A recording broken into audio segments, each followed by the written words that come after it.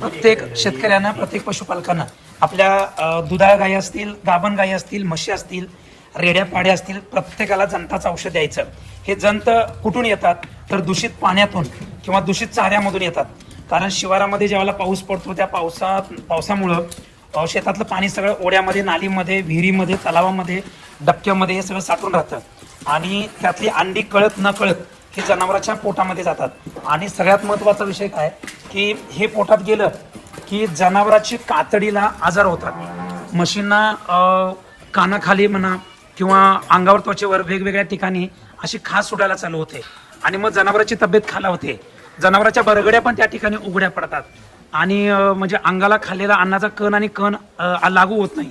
आणि सगळ्यात महत्त्वाचं आपल्या बंदिस्त गोठ्यामध्ये आणि मुक्त गोठ्यामध्ये काय होतं, जनावर दुधाचं उत्पादन या ठिकाणी कमी होतं.